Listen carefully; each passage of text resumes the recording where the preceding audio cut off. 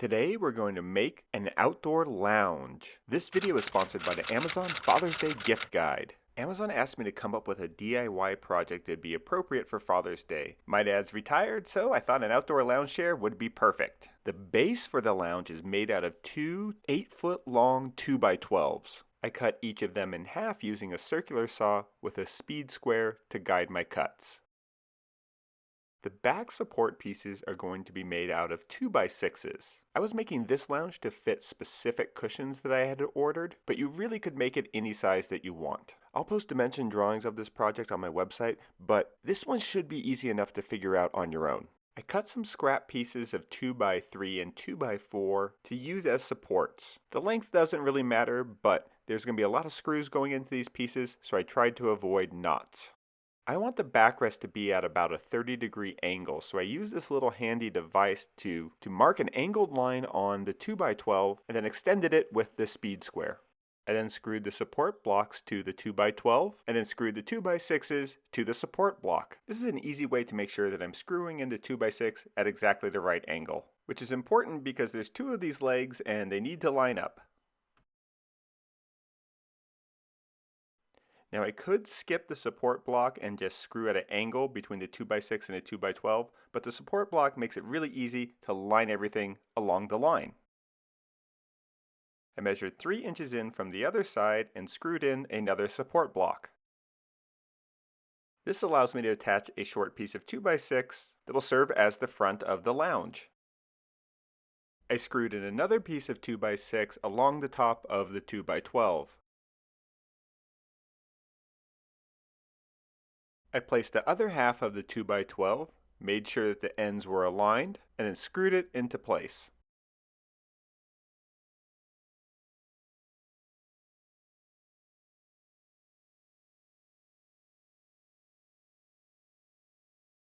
I used 3-inch long screws and made sure that I had at least 4 of them going into each side of the 2x6 that's serving as the back support. After driving in the finished screws, I used some wood putty to cover up the heads.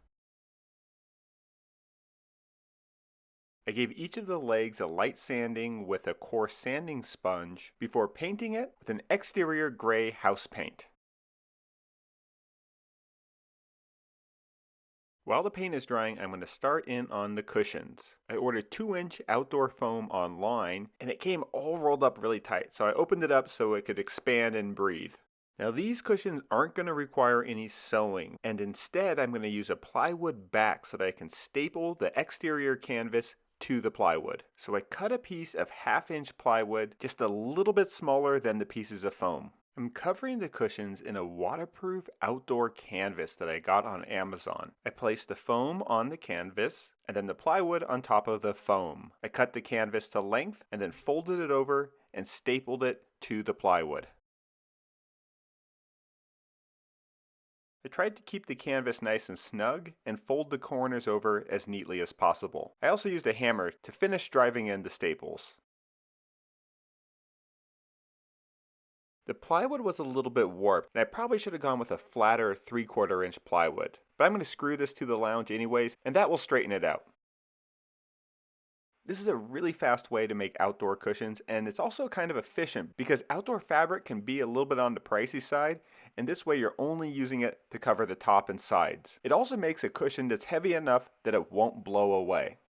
I brought the pieces over to the container house where I'm going to set it up. This is the first time I got to test out the new deck storage system on my new truck. It's really handy because I could just take the canvas drop cloth and stow it away in one of the drawers, and then get my tools out of the other drawer and get back to work. I placed the two legs just about 6 feet apart and then started cutting cedar 2x6s about 8.5 feet long.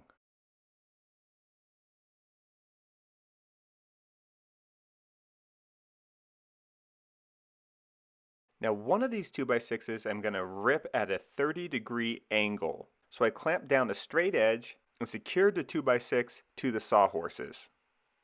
I set the blade on my circular saw to 30 degrees and then ripped it.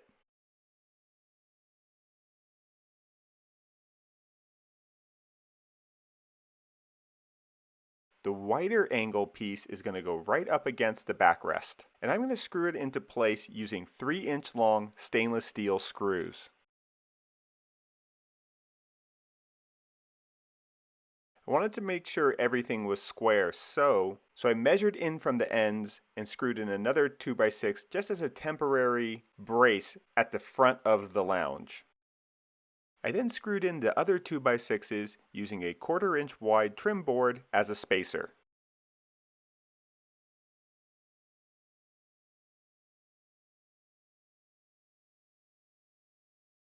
When I got to the front of the lounge, I unscrewed the temporary brace piece, repositioned it, and screwed it back in. I used a narrow piece that was cut at a 30-degree angle right above the wider piece, and screwed that to the back supports. I then screwed in the other 2x6s, once again leaving 1/4-inch gaps in between them. Now before I sandal wood and put on the cushions, let me tell you about Amazon's Father's Day gift guide, which is the sponsor for this video. Father's Day is fast approaching, and Amazon makes it easy for us all by curating an excellent list of Father's Day gifts. They sent me a few of these to test out, and here are some of my favorites. First up is the Skill self-leveling green cross line laser with projected measuring marks. It projects up to 65 feet and has projected measuring marks that help you set equal distances. It has superior visibility, and most importantly, it's self-leveling. I can just put it on my tripod, and as long as I get it close to level, it will finish leveling itself by itself. The batteries are integrated into the device, so all you need to do is just plug it in to charge it. This is handy for little projects like hanging a mirror or photos, or big projects like tiling a bathroom. Next up is the iRobot Roomba i7. It's a robot vacuum that has an automatic dirt disposal built into the dock. It empties on its own, so you don't have to think about vacuuming for weeks at a time. This is a great product for pet owners. Its high-efficiency filter traps 99% of cat and dog allergens. But here's the vacuum I'm most excited about. It's this Bissell Garage Pro wall-mounted wet-dry car vacuum.